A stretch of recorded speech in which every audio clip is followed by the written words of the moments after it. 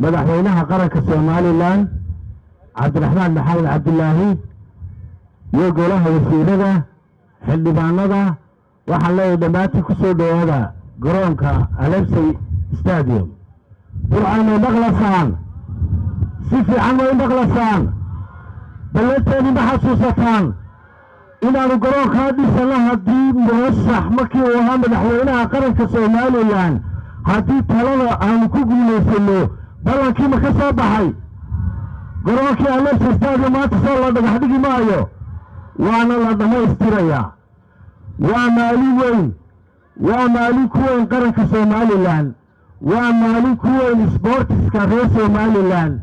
waa maalin ku weyn sportiska gobolka Togdheer madaxweyne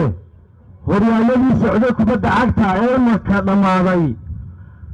garoonka taageerayaashu way soo geli jireen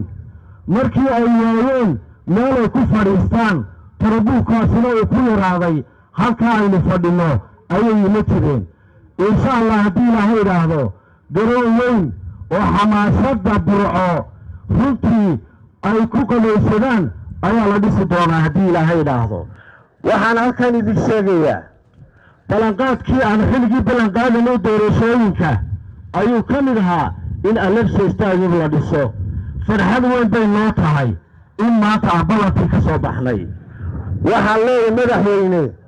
anigoo ku hadlaya oo muddo 4 cishaa ku sugnaa gobolka Togdheer degmadiisa Burco dareenka shacabka Togdheer ee Burcaan ku sheegaya anigu aad bay u faraxsanaayeen maqaaxiyahan kula shaahineynay waanu la sheekaysanaynay waxay runtii aanay filayn ayay xukuumadda wadajirka waxqabad runtii ay maanta soo bandhigtay waxaan idin leeyahay may maqlasaan si fiican soo isku maqli mayno xukuumadda wadajirka waxqabadna waad la shaqaynaysaan waa ballanqaadkii xisbiga wadani ee aanu idin ballanqaadnay markii aanu doorashada doonay madaxweynuhu murashaxa madaxweyne waxa kale aan halkan kuu sheegayaa